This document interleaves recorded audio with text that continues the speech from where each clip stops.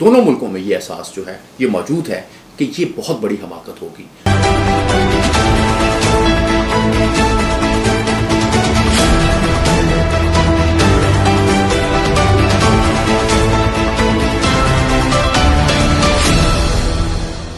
بسم اللہ الرحمن الرحیم۔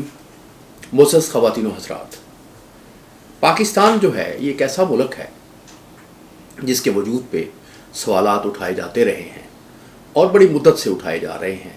مغرب میں بھی اٹھائے جاتے ہیں، پاکستان میں بھی ایسے بہت سے لوگ ہیں جو پاکستان کے قیام کے متعلق، پاکستان کے وجود کے متعلق پریشان بھی رہتے ہیں، اس کے متعلق کیاسرائیاں بھی کرتے ہیں، مایوسیاں بھی پھیلاتے ہیں اور مختلف طرح کے دلائل جو ہے وہ پیش کرتے ہیں، بہت سے طوفان اٹھاتے ہیں۔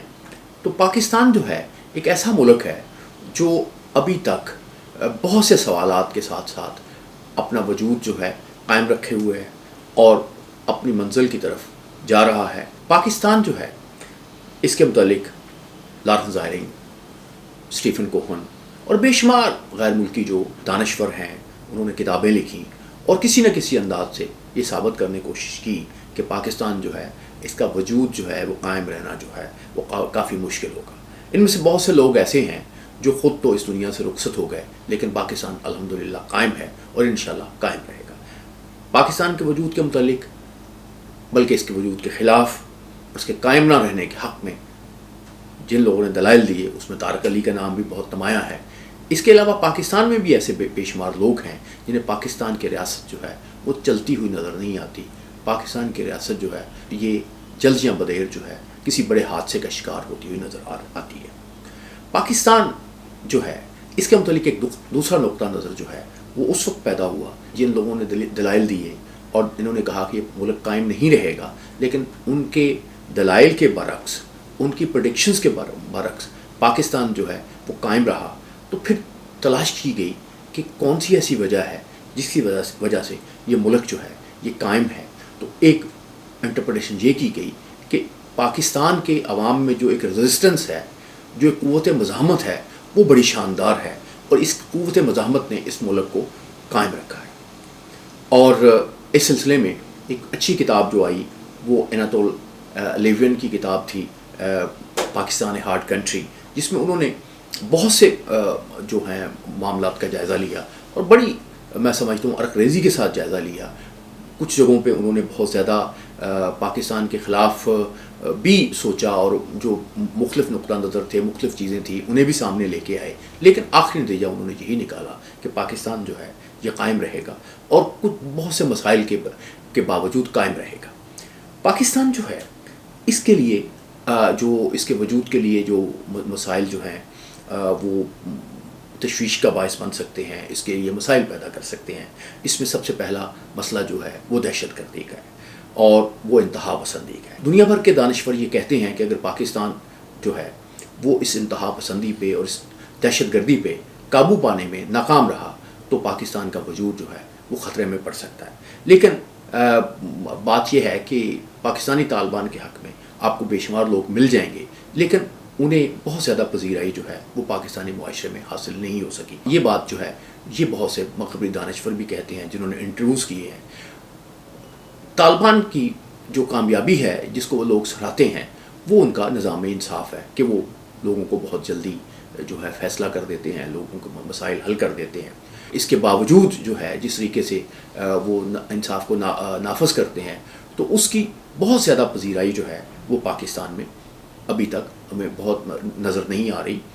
اور ان کی اور خاص طور پہ یہ جب سے طالبان کی حکومت افغانستان میں قائم ہوئی ہے اور وہاں پہ وہ جس طریقے سے مسائل کا شکار ہو رہی ہے تو یہ بھی سوال جو ہے لوگوں کے ذہنوں میں اٹھ رہے ہیں کہ کیا افغانستان میں حکومت جو ہے وہ کامیاب ہو سکے گی، یا امریکی جو ہیں انہیں امداد نہ دے کے وہاں پہ قحط کی صورت پیدا کر کے وہ ایک وہاں پہ بہت بڑا کرائسس پیدا کریں گے، جو ظاہر ہے پاکستان کے لیے بھی پیدا ہوگا۔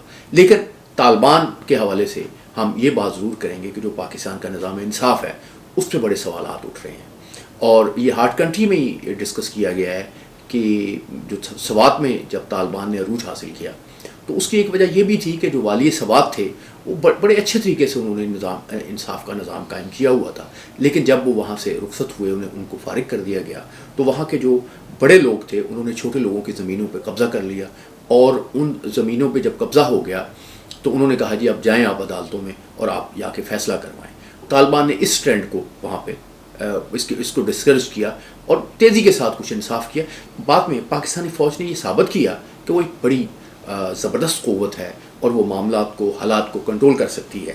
تو اس وقت شبہ نہیں ہے کہ فاٹا کے کچھ علاقوں میں, کے پی کے کچھ علاقوں میں, بلوچستان میں کسی نہ کسی لیول پہ دہشت گردی ہے. لیکن اگر ہم انڈیا کو دیکھیں تو انڈیا میں اس سے کہیں زیادہ دہشت گردی ہے.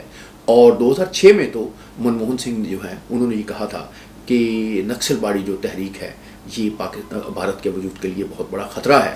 تو 2-3 درجن جو تحریکیں ہیں وہ ایسے چل رہی ہیں. اس طرح دنیا کے بے شمار دوسرے ممالک میں بھی اس مملکت کے خلاف, اس ریاست کے خلاف تحریکیں چلتی ہیں. لیکن پاکستان میں جو ایک مزاحمت کہہ لیں ریاست کے خلاف ہو رہی ہے یا کہیں پہ آواز اٹھ رہی ہے, تو وہ اتنی نہیں ہے, اتنی بڑی نہیں ہے کہ وہ کوئی سسٹم کو قائم کر سکے یا پاکستان کی جو فوج ہے اس کے سسٹم کو جو ہے وہ تباہ کر سکے.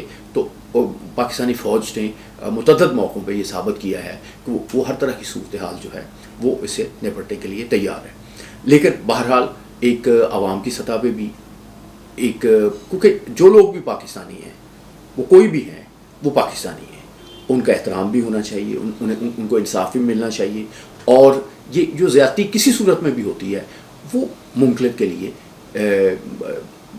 غلط ہے. تو پاکستان کے نظام انصاف میں جو بھی مسائل ہیں, جیسے ایک سٹے کی بات کی جاتی ہے, ابھی بہت چیزیں عدالتوں نے بہتر کر کی ہیں, لیکن اس کے باوجود کچھ معاملات ایسے ہیں جس میں عدالتوں کو غور کرنے کی ضرورت ہے. اور پاکستان کے نظام انصاف پہ جو عالمی ادارے جو سوال اٹھا رہے ہیں ان سوالوں پہ غور کرنے کی ضرورت ہے.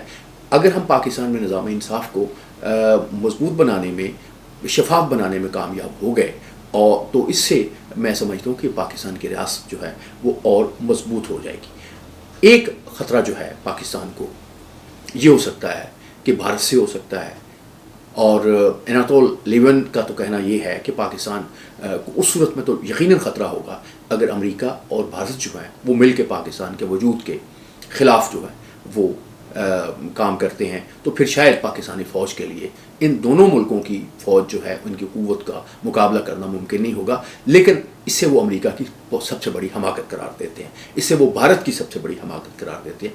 خدا نخواستہ ایسا ہوتا ہے کہ پاکستان جو ہے وہ قائم نہیں رہتا, تو پھر ایسا ہوگا کہ یہاں پہ ظاہر ہے کوئی ایسی اسٹیٹ نہیں ہوگی, یہاں پہ انتہا پسندی ہوگی, یہاں پہ دہشت گردی ہوگی, یہاں پہ افغانستان جیسی صورتحال ہوگی.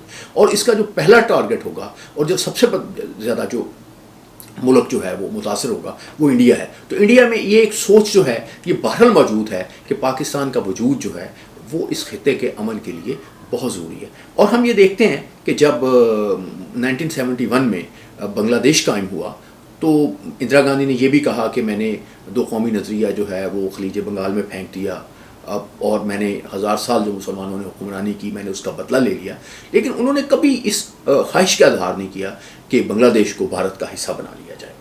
حالانکہ وہ موقع تھا ایک کہ اس میں یہ ایک اندرا گاندھی ایسی کوشش کر سکتی تھی, لیکن اندرا گاندھی کو پتا تھا کہ اگر وہ ایسی کوشش کریں گی تو پھر ایسے ہو سکتا ہے کہ مشرقی بنگال کے ساتھ مغربی بنگال مل سکتا ہے. کیونکہ اس وقت بھی جو بنگال میں ایک جذبات تھے وہ مرکزی حکومت کے خلاف تھے, اور اگر دونوں بنگال مل جاتے تو پھر مرکزی حکومت کے لیے, بھارت کے وجود کے لیے بڑا خطرہ بن سکتے تھے. اس لیے جو اس وقت ارینجمنٹس اس خطے میں موجود ہیں اگر یہ تبدیل ہوتی ہیں تو یہ نہ تو بھارت یہ قبول کرنے کے لیے تیار ہوگا اور نہ ہی اس کو امریکہ جو ہے وہ قبول کرنے کے لیے تیار ہوگا. پاکستان کو متحد رکھنے میں, پاکستان کو قائم رکھنے میں پاکستان کی فوج کا جو کردار ہے اس کو پوری دنیا میں سراہا جاتا ہے.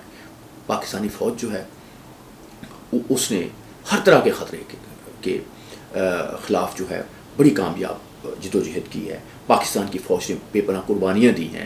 اگر پاکستان جو ہے وہ دہشت گردی سے محفوظ میں سمجھتا ہوں کہ وہ بڑی حد تک رہا ہے, اور وہ دہشت وہ اکیاس نہیں ہوا اور وہ افراتفری نہیں پھیلی, وہ معاملات خراب نہیں ہوئے جو ہو سکتے تھے, جو دہشت گردوں کے خواب تھے تو اس کی بڑی وجہ جو ہے وہ پاکستان کی فوج ہے. تو پاکستان کی فوج جو ہے اس کی کارکردگی جو ہے, اس کی اہلیت جو ہے, اس کو تو سراہا جاتا ہے, اس پہ تو بات کی جاتی ہے, لیکن انڈیا اور دوسرے ملک جو ہیں وہ پاکستانی فوج کے خلاف بہرحال سرگرم عمل ہیں. اور پہلا کام جو ہو رہا ہے وہ یہ ہو رہا ہے کہ پاکستانی فوج کو زیادہ سے زیادہ انگیج کیا جا رہا ہے. پاکستانی فوج کو مشرق میں بھارت انگیج کر رہا ہے, افغانستان میں پاکستانی فوج انگیج ہو رہی ہے, انٹرنلی جو مسائل پیدا ہو رہے ہیں اس کو نپٹنے کے لیے فوج جو ہے وہ ہو رہی ہے. اور جو سیاستدان ہیں وہ یہ کہتے ہیں کہ فوج جو ہے وہ کسی نہ کسی طریقے سے سیاست پہ بھی اثر انداز ہوتی ہے, اس سے بھی اس کی کارکردگی متاثر ہوتی ہے. تو فوج جو ہے وہ اس کے یہاں سسٹمز ہیں, اس کے یہاں یہ واحد ادارہ ہے جو بہت آرگنائزڈ ہے اور بہت اس میں ایک سسٹم ہے اور اس کے مطابق یہ چلتا ہے. یہ اس کے کچھ اس طرح سے مقاصد نہیں ہوتے کہ ہم یہ دیکھتے ہیں کہ پاکستان میں فوجی حکمران جو ہیں وہ اقتدار میں بھی رہے ہیں, لیکن بطور فوج نے کسی طرح سے کسی بھی حکمران کو اپنے بچوں کو ان کے بچوں کی اتنی حمایت نہیں کی کہ وہ بھی اقتدار میں ہیں. گویا وراثت کا کوئی سلسلہ جو ہے پاکستان میں فوج نے قائم کرنے کی سخت حوصلہ شکنی کی ہے. اور اس کے ساتھ اس کے علاوہ اس نے میرٹ پہ اپنے میرٹ پہ بڑی توجہ دی ہے, اور اس کے ہاں احتساب کا نظام جو ہے وہ دوسرے اداروں کی نسبت بہتر ہے. تو فوج کے جو ہے فوج اتنی پاکستان کی افیکٹو ہے, اور اب تو اس کے پاس ایٹامک جو ہے اسلحہ بھی ہے کہ پاکستان کی فوج جو ہے پاکستان کا بخوبی دفاع کر سکتی ہے. لیکن اگر بھارت اور امریکہ جو ہے وہ متحد ہوتے ہیں اور کوئی ایسی اس ملک کے خلاف کارروائی کر سکتے ہیں تو یہ ایک بڑا خطرہ بن سکتا ہے. لیکن یہ دونوں ملکوں میں یہ احساس جو ہے یہ موجود ہے کہ یہ بہت بڑی حماقت ہوگی, اور اس سے یہ خطہ جو ہے بہت بری طرح سے متاثر ہوگا. تو اس لیے ایسے کسی خطرے کا امکان جو ہے وہ نظر نہیں آتا. پاکستان جو ہے اس کو دہشت گردی سے خطرہ ہے. پاکستان کی فوج جو ہے اس کو الجھایا ہوا ہے بہت سے بارڈرز پہ, یہ بھی کوئی اچھی صورتحال نہیں. پاکستان کی اکانومی جو ہے وہ ایک بہت برے معاملات کا شکار ہے, وہ اچھے طریقے سے مینیج نہیں ہو رہی. پاکستان جو ہے یہاں کرپشن جو ہے وہ بڑھ رہی ہے, اور ایمنسٹی انٹرنیشنل نے بھی یہ بات کی ہے.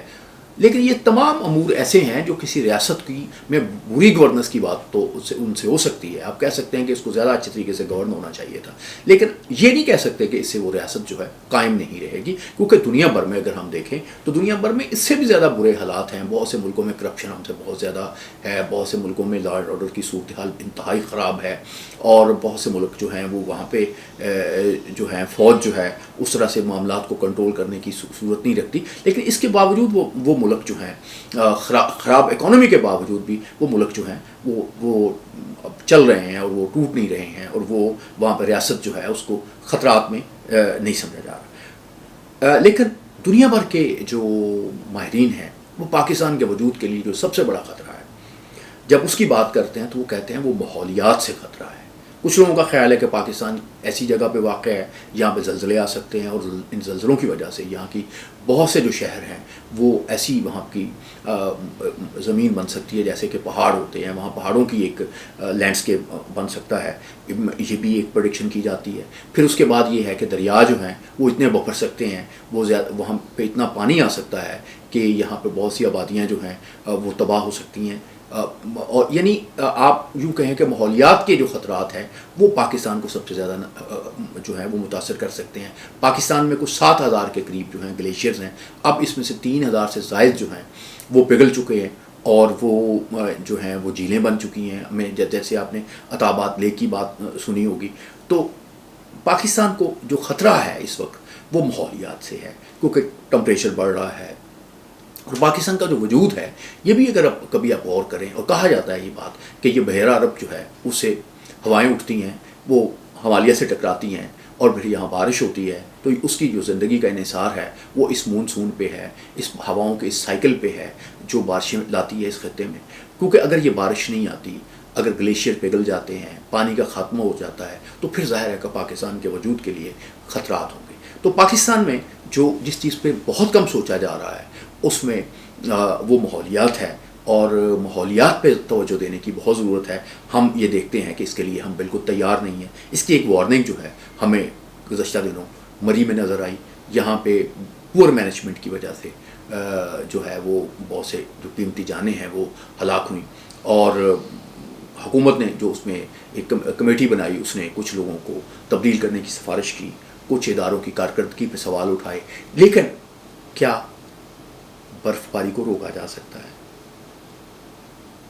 برف باری کو یقیناً نہیں روکا جا سکتا، لیکن بہت سے ملکوں میں اس سے کہیں زیادہ برف باری ہوتی ہے، لیکن وہاں پہ کبھی اس طرح کے مسائل نہیں ہوتے، کیونکہ بنیادی طور پہ تو اکثر ملکوں میں یہ جو برف باری کو برف کو صاف کرنے کا کام ہے، یہ وہاں کی جو میونسپل ادارے ہیں وہ کرتے ہیں۔ ہمارے ہاں میونسپل ادارے جو ہیں وہ انہیں مضبوط نہیں بنایا گیا، گلیات میں ایک ادارہ بنایا گیا ہے جو کے پی کے گورنمنٹ نے کہ جو برف باری کو صاف کرے، وہ بھی کوئی اچھا کام نہیں کر رہا۔ ریسکیو 1112 جو ہے ان لوگوں کی ٹریننگ نہیں ہے۔